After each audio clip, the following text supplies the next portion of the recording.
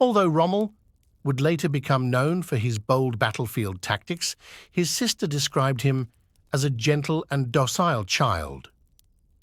Developing an interest in mathematics and engineering, he co-built a full-size glider at age 14 and later disassembled and reassembled a motorcycle. Without good enough grades to attend university, he purportedly considered working at an airship factory near his hometown in southern Germany. But his father, the headmaster of a school, urged him to consider the military instead. After being rejected by the artillery and engineers, 18-year-old Rommel received acceptance to the infantry in 1910 as an officer cadet. He would remain in the military for the rest of his life, a far cry from his father and other male relatives who left upon completing their mandatory service. Taking part in dangerous raids and reconnaissance missions throughout World War I, his men supposedly joked, "Where Rommel is, there is the front." But all of this fighting, including one 52-hour period in which his unit captured some 9,000 Italian prisoners, came with a price. In September 1914, for example, Rommel charged 3 French soldiers with a bayonet after running out of ammunition, only to be shot in the thigh so badly that a hole opened up as big as his fist. 3 years later in Romania, he lost quite a bit of blood from a bullet to the arm, and he also continuously suffered from stomach ailments, fevers, and exhaustion. More physical hardships came during World War II, from appendicitis to a face wound caused by a shell splinter. Then, in the wake of the D-Day invasion, Allied aircraft strafed his open-topped car as it rode through Normandy, France, causing it to somersault off the road.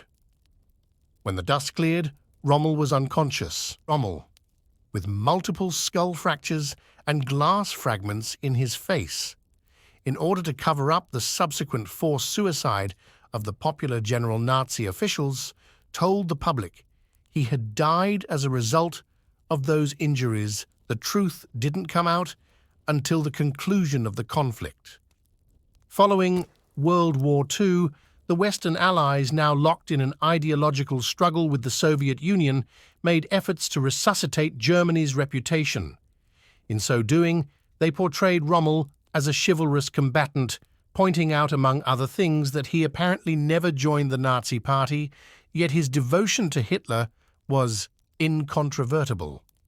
When Hitler took power, Rommel approved of his remilitarization plans, calling him the unifier of the nation. Later on, as the two men became better acquainted in the lead-up to the invasion of Poland, Rommel wrote to his wife that the Führer knows what is right for us. He also attended Nazi indoctrination courses and signed his letters, Heil Hitler.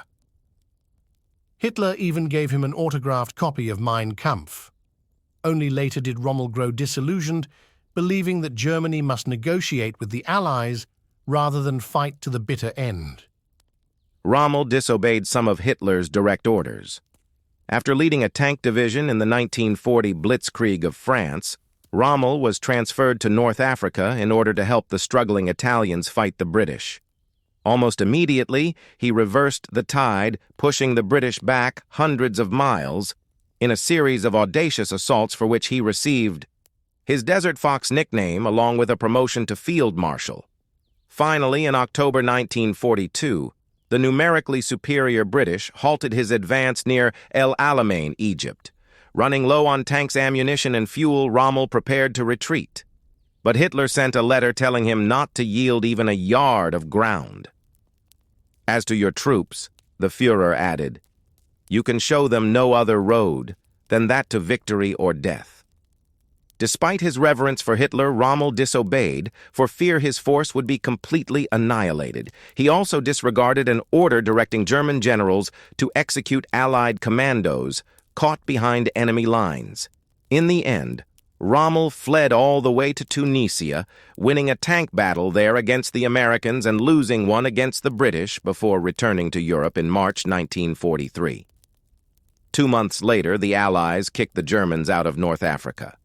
Altogether setting the stage for their invasion of Italy, Rommel ramped up coastal defenses prior to D-Day. With an Allied invasion of Western Europe imminent, Rommel was assigned in late 1943 to inspect Germany's defenses along some 1,600 miles of Atlantic coastline. Despite Nazi propaganda to the contrary, he found the area highly vulnerable.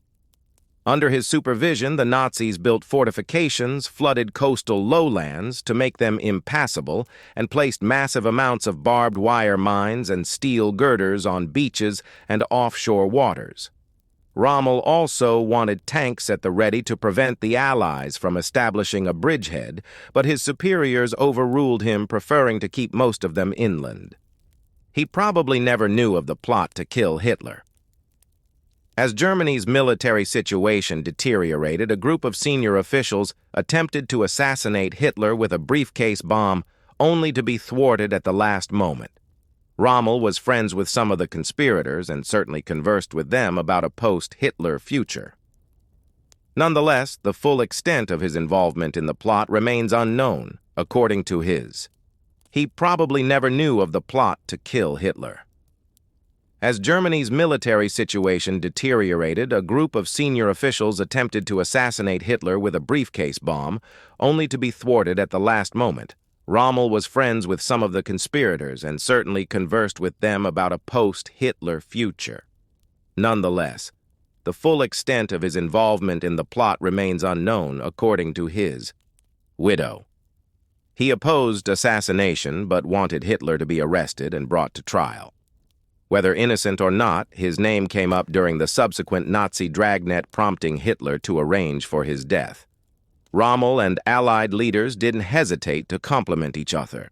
During the height of Rommel's success in North Africa, British Prime Minister Winston Churchill sang his praises before the House of Commons.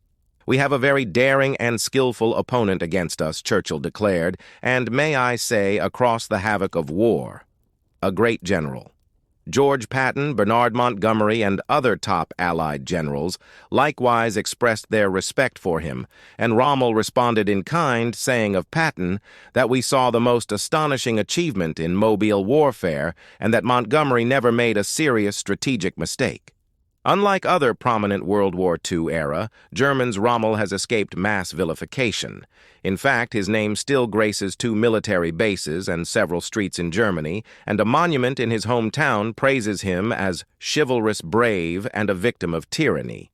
Yet detractors remain, including a German historian who recently called him a deeply convinced Nazi and an anti-Semite who used North African Jews as slave laborers. At the very least, most historians agree.